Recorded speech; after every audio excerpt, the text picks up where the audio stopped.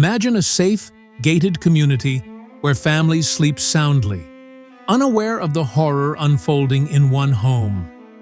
In 2008, a 14-year-old girl and her family's trusted servant were found brutally murdered in their Noida apartment. The case gripped India, but 17 years later, no one knows who did it. Was it a crime of passion, a betrayal, or something darker? This is the Aarushi-Hemraj double murder case, a mystery that exposed shocking flaws in justice and media. Stick with us to unravel the truth. In the bustling city of Noida, just outside Delhi, the Talwar family lived a picture-perfect life.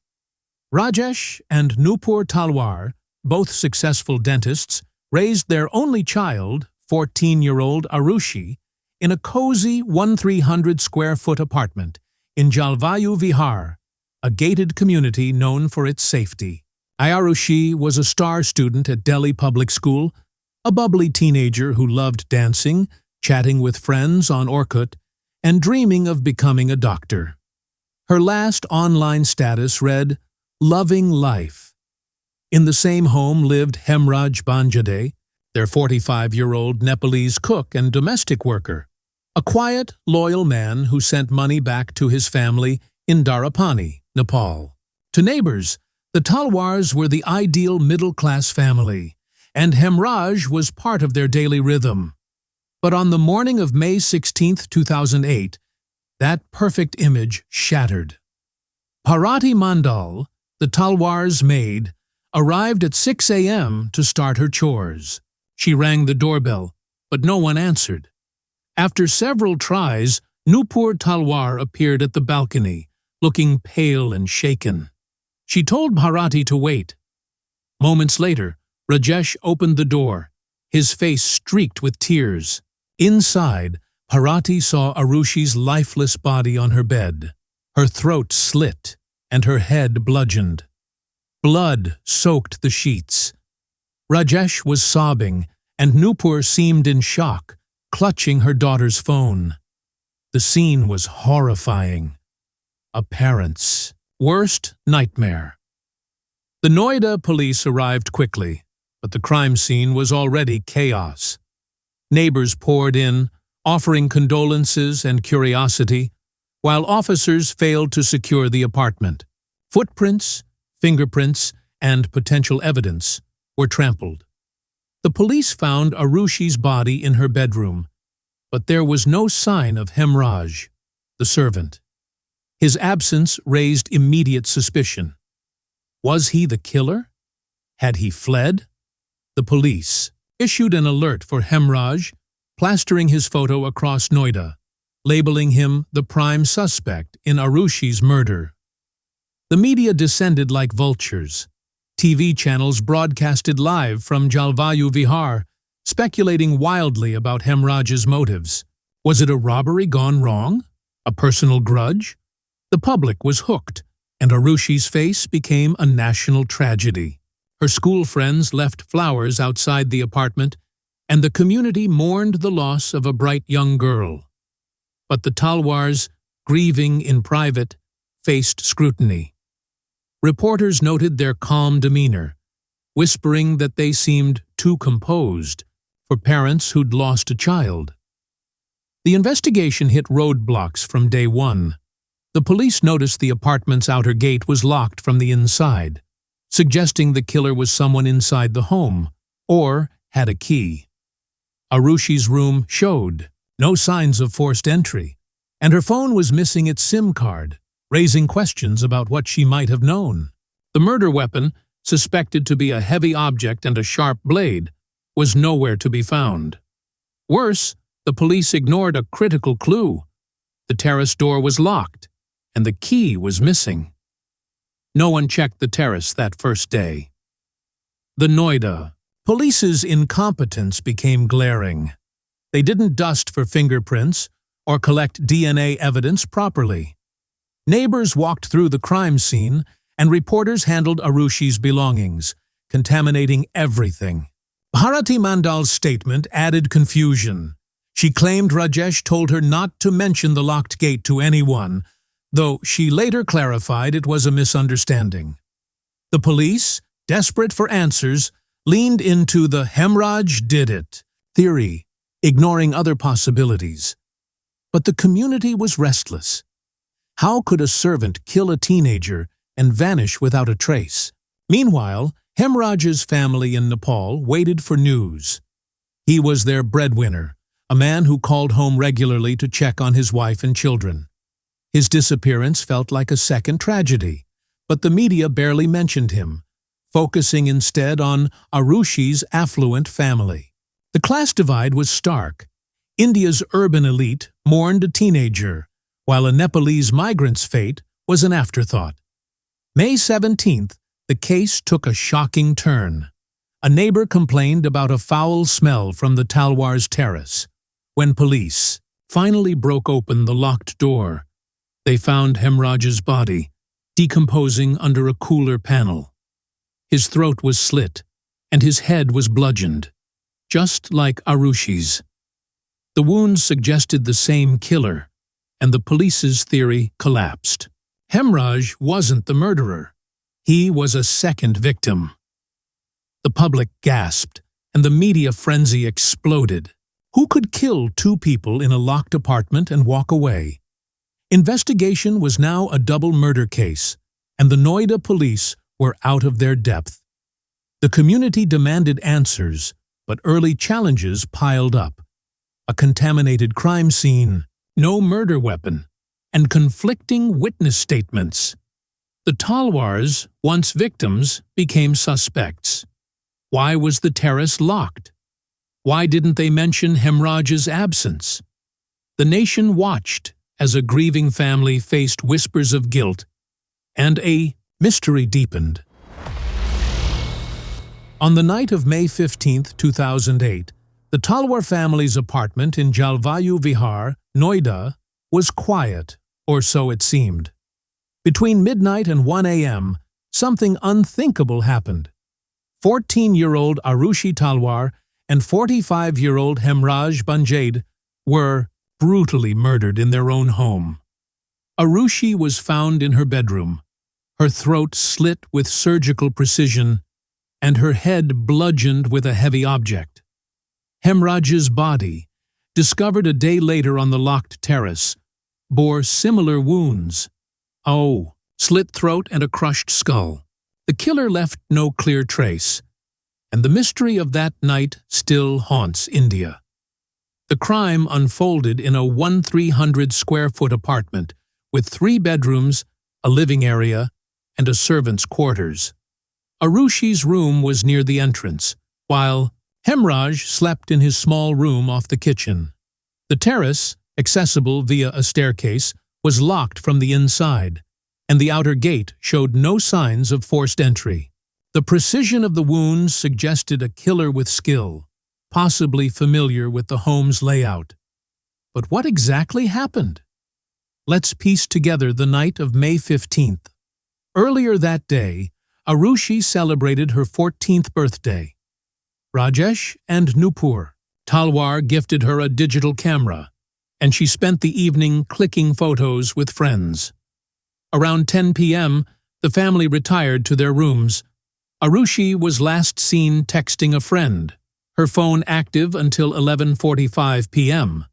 Hemraj, as usual, prepared dinner and stayed in his quarters. The Talwars claimed they locked the apartment's outer gate and went to sleep. But sometime after midnight, the killer struck. Aarushi was attacked first, likely in her sleep. The killer used a heavy object, possibly a golf club from Rajesh's set, to bludgeon her head, then slit her throat with a sharp blade, later speculated to be a surgical scalpel given the Talwar's dental background. The attack was swift and silent, leaving no signs of a struggle. Hemraj's murder followed, though the sequence is unclear. His body was dragged to the terrace, hidden under a cooler panel, suggesting the killer knew the apartment well enough to conceal evidence. When police examined the scene, they found puzzling details.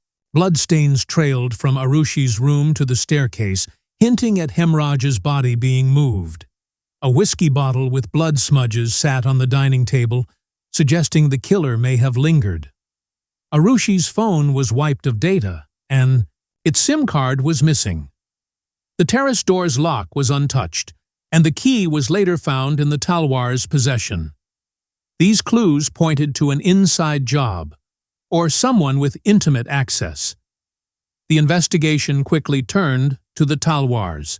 Rajesh and Nupur, the only other people in the apartment, became persons of interest. On May 23, 2008, just a week after the murders, the Noida police arrested Rajesh, accusing him of killing both Aarushi and Hemraj. Their theory? Rajesh caught Aarushi in an objectionable situation with Hemraj, flew into a rage, and murdered them both. The media ran wild with this narrative, painting Aarushi as a rebellious teen and Hemraj as a predatory servant. But the theory lacked evidence and relied on cultural stereotypes about class and morality. The CBI, taking over in June 2008, explored other suspects. Krishna Thadarai, a dental assistant at the Talwar's clinic, along with Rajkumar and Vijay. Mandal, domestic workers for neighboring families, came under scrutiny. The CBI conducted narco-analysis tests, controversial and inadmissible in court, where Krishna allegedly confessed to being at the apartment with the others, planning a robbery that turned deadly. But no physical evidence linked them to the crime, and they were released. The focus swung back to the Talwars. New evidence emerged, but it was shaky.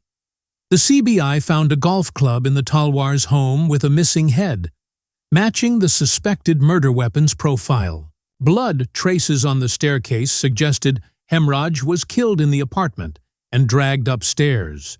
A pillowcase in Hemraj's room had blood stains, but forensic tests were inconclusive due to contamination.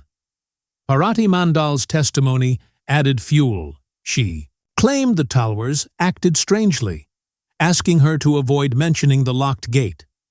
Yet her story shifted under pressure, and no witness saw anyone enter or leave the apartment. The investigation deepened the mystery. The CBI's first team, led by Arun Kumar, leaned toward an outsider theory, citing the lack of direct evidence against the Talwars. But a second CBI team, under AGL Kaul, doubled down on the honor-killing narrative, alleging Rajesh killed Aarushi over an affair with Hemraj, a claim with no proof, rooted in Aarushi's frequent texts with a male friend. This theory smeared Aarushi's reputation, turning a victim into a tabloid villain. The media lapped it up, airing lurid details and ignoring Hemraj's story. The public was divided. Some saw the Talwars as grieving parents framed by a sloppy investigation. Others believed they hid a dark secret. Hemraj's family, far away in Nepal, pleaded for justice, but their voices were drowned out. The case was no longer just a murder. It was a circus of speculation, with evidence slipping through the cracks and a killer still at large. By late 2008, the Aarushi-Hemraj double murder case had become India's most talked-about mystery. The Noida police had fumbled the early investigation, and the CBI, now in charge, was under pressure to deliver answers. With no murder weapon, a contaminated crime scene, and conflicting theories, the focus remained on Rajesh and Nupur Talwar, Aarushi's parents. But could a grieving couple really be the killers? Or was the truth buried in the chaos of a botched investigation? Let's follow the case to its dramatic, yet unsatisfying, conclusion. The CBI's first team, led by Arun Kumar, had explored the possibility of outsiders, Krishna, Rajkumar, and Vijay Mandal, based on narco-analysis tests, but with no hard evidence. That theory stalled. In 2009, a new CBI team under AGL Kaul took over, aggressively pursuing the honor-killing narrative. They claimed Rajesh Talwar, enraged by an alleged affair between Aarushi and Hemraj, killed them both in a fit of passion. The theory was bold but flimsy, relying on circumstantial clues. The locked terrace, bloodstains on the staircase, and a missing golf club head. The CBI filed a closure report in 2010, admitting they lacked enough evidence to charge anyone definitively. The Talwars, however, weren't off the hook. The court rejected the CBI's closure report, turning it into a charge sheet against Rajesh and Nupur. In 2011, they were formally charged with murder, destruction of evidence, and misleading the investigation. The prosecution's case rested on the last seen theory. Since the Talwars were the only ones in the apartment, they must be guilty. On November 25, 2013, a special CBI court in Ghaziabad convicted them, sentencing both to life imprisonment. The verdict shocked the nation, but it didn't feel like justice. In court, the prosecution presented a mix of forensic and circumstantial evidence. They argued the golf club, found in the Talwars' home, matched the blunt force injuries, though no blood was found on it. A surgical scalpel, common in the Talwars' dental practice, was suggested as the cutting weapon, but it was never recovered. Bloodstains on the staircase and a whiskey bottle with smudges were cited as proof of a cover-up, though contamination made DNA analysis unreliable. Bharati Mandal's testimony that the Talwars seemed evasive about the locked gate was used to paint them as suspicious, but her statements were inconsistent. The prosecution's legal strategy leaned heavily on motive. They claimed Rajesh caught Aarushi and Hemraj in an intimate moment, a theory fueled by Aarushi's frequent texts with a male friend and Hemraj's proximity as a live-in servant. This narrative, however, was steeped in speculation and cultural biases, smearing a 14-year-old's reputation without evidence. The defense countered that the crime scene was too chaotic for reliable conclusions. They pointed out the lack of fingerprints, the contaminated evidence, and the CBI's failure to test other suspects thoroughly. The Talwars maintained their innocence, insisting an outsider entered the apartment. The 2013 conviction sparked outrage. Many believed the Talwars were scapegoats for the CBI's inability to solve the case. Supporters, including legal experts, argued the evidence was too weak to convict, and the honor-killing theory was a lazy stereotype. Others, swayed by media portrayals, saw the Talwars as cold and calculating. Hemraj's family, meanwhile, felt ignored. His death was barely mentioned in court, overshadowed by Aarushi's tragedy. The verdict left both families without closure, and the public divided. In 2017, the case took another turn. The Talwars appealed to the Allahabad High Court, arguing the CBI's case was built on conjecture, not proof. On October 12, 2017, the court acquitted them, citing insufficient evidence and investigative lapses. The judges criticized the CBI for relying on improbable scenarios and failing to secure the crime scene. Rajesh and Nupur walked free after 4 years in Dasna jail, but the victory was bittersweet. The real killer remained at large, and the case was effectively cold. The acquittal didn't end the saga. The CBI appealed to the Supreme Court, but as of 2025, no new leads have emerged. The outcome left a profound impact. For the Talwars, it meant freedom, but not vindication. The public still debated their guilt. For Hemraj's family in Nepal, it meant justice was never served. The case exposed deep flaws in India's criminal justice system, shoddy police work, reliance on inadmissible tests like narco-analysis, and a rush to judgment. It also highlighted the media's role in turning a tragedy into a spectacle. With Aarushi's character assassinated and Hemraj's life reduced to a footnote, The Aarushi-Hemraj case became a symbol of systemic failure. It showed how class, gender, and media bias can distort justice. Aarushi, a bright teenager, was vilified as a wayward girl, while Hemraj, a hardworking migrant, was forgotten. The case's unresolved status left a scar on Noida's community, once seen as a safe haven, and eroded public trust in the CBI. For true crime enthusiasts, it remains a puzzle with too many missing pieces. The Aarushi-Hemraj double murder case didn't end with the Talwar's acquittal in 2017. 17 years after that fateful night in 2008, the case remains one of India's most haunting unsolved mysteries. It left behind a trail of grief, distrust, and questions about justice that still resonate today. What does this case tell us about the system that failed two victims? And how can we learn from it to prevent another tragedy from fading into shadows?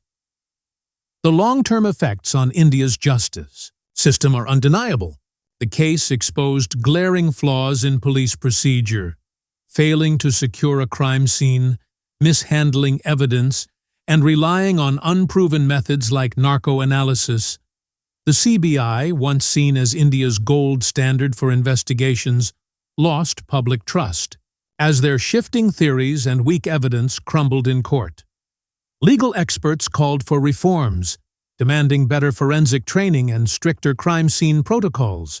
Yet, as of 2025, little has changed, and the case remains a cautionary tale for investigators nationwide. For the Talwar family, the aftermath was a mix of relief and lingering pain. Rajesh and Nupur, free after 4 years in Dasna jail, returned to their dental practice but faced a fractured reputation. Some neighbors in Noida welcomed them back, believing they were wronged.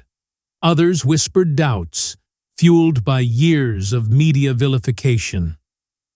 In interviews, the Talwars spoke of their grief. For Aarushi, whose dreams of becoming a doctor were stolen, they also expressed regret that Hemraj's death was overshadowed, a rare acknowledgement of the second victim. Hemraj's family, far away in Nepal, received no closure. His wife and children, dependent on his income, struggled after his death. The media barely covered their loss, and the investigation ignored their pleas for justice. This class divide, where an affluent teenager's death dominated headlines, while a migrant worker's faded, sparked criticism. Activists called for equal treatment of victims, regardless of status, but Hemraj's story remains a quiet tragedy. The public's reaction was mixed.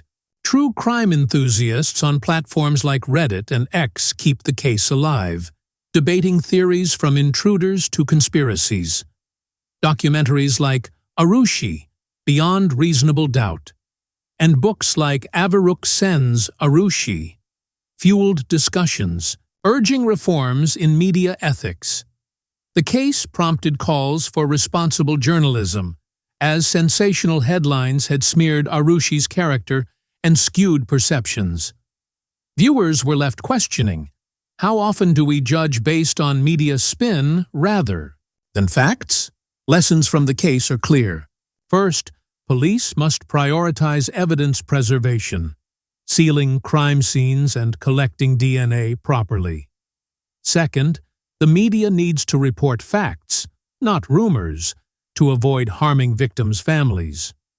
Finally, society must value all victims equally, whether a teenager like Aarushi or a servant like Hemraj. For viewers, the takeaway is to question true crime narratives and advocate for systemic change. Support organizations aiding migrant workers, or learn about forensics to understand what went wrong. The Aarushi-Hemraj case is more than a mystery. It's a mirror reflecting our flaws. It challenges us to demand better from our justice system and our media. As we remember 2 lives cut short, let's ask, what can we do to ensure no victim is forgotten and no killer walks free?